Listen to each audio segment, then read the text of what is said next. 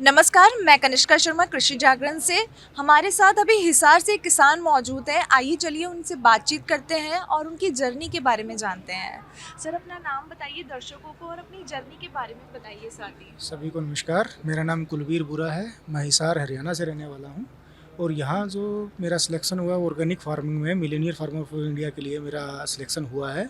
इस जो प्लेटफॉर्म के लिए सबसे पहले तो मैं कृषि जागरण की टीम और महिंद्रा ट्रैक्टर्स को धन्यवाद देना चाहूँगा और इस साथ में उनका शाबाशी भी देना चाहूँगा कि उन्होंने ऐसा प्लेटफॉर्म बनाया जहाँ सब जगह के किसान इकट्ठा होकर अपना अपना एक्सपीरियंस शेयर कर सके, कौन किसान क्या कर रहा है, ताकि एक किसान की टेक्नोलॉजी का शेयर एडवांटेज लेकर दूसरा किसान भी उसी टेक्नोलॉजी को अपना कर, ताकि दूसरे बाकी सभी किसानों का भला हो सके।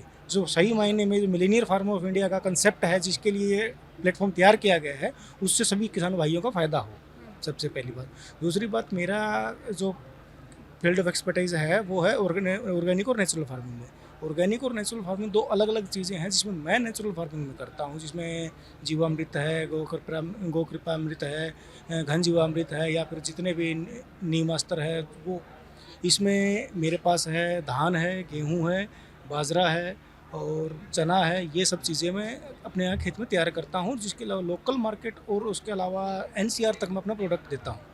यही मेरा एक एक्सपीरियंस है और मेरा ये सभी किसान भाइयों को कहूँगा कि कोशिश करें कम से कम रासायनिक खाद को छोड़कर अपने प्राकृतिक की तरफ शिफ्ट करें, जिससे कि जो कृषि का मेन महत्व है वो पूरा हो सके और हम माँ भारती की सेवा जो हम कर रहे हैं उसमें हम अपने लक्ष्य को प्राप्त कर सकें। सर, जब प्राकृतिक खेती जब आपने शुरू की थी तो क्या क्या प्रॉब्लम्स आपने फेस की थी और उसके बाद आपको कितना मुनाफा होने लगा, इसके बारे में आप दर्शकों को कुछ बताएंगे? जी, सबसे पहली चीज़ तो प्राकृतिक जब केमिकल फार्मिंग से हम नेचुरल फार्मिंग पे शिफ्ट करते हैं ना, सबसे बड़ा रीज़न है प्रोडक्शन लॉस। पहले साल में जो केमिकल फार्मिंग में अगर हमारा 100 क्विंटल हो रहा है तो ये समझ लिया ऑलमोस्ट हाफ आ जाता है, 50 क्विंटल तक आ जाता है। तो उसको सबसे पहली बात है कि हमें पेशेंस रखना पड़ेगा कि yes we can recover the loss. वो 2 से 3 साल में पूरा रिकवर हो जाता है, उसमें ऐसा कुछ नहीं है। हाँ, ये चीज़ है, सबसे पहली बात खाने का टेस्ट। जो हम केमिकल फार्मिंग का कोई अनाज खाएंगे उसका और नेचुरल फार्मिंग से प्रोडक्शन हुआ कोई भी अनाज खाएं, टेस्ट का डिफरेंस है। और हमारे ग्राहकों को स्वस्थ रखना। बिल्कुल। सबसे टेस्ट, दूसरा हेल्थ और तीसरा सबसे बड़ी बात जो धरती माँ जिससे जी है हम इस्तेमाल कर रहे हैं, हम कोशिश करें कि हम आने वाली जनरेशन को भी उसको जैसा स्वस्थ हमने लिया है, हम आगे वाली जनरेशन को भी उतना ही स्वस्थ धरती माँ को छोड़ के जाएं, ताकि हमारी आने वाली जनरेशन भी उसको अच्छे से इस्तेमाल करे। सर, क्या लागत हो जाती है अब और पहले क्या लागत रहती थी जब आप रासायनिक में करते थे और अब? जिस तरह अब गेहूं का एग्जांपल करें तो हमारे यहाँ एमएसपी पे बिकती है गेहूं, रूटीन में हम मंडी में बेचते हैं, वो 2300 रुपये क्विंटल का भी रेट है।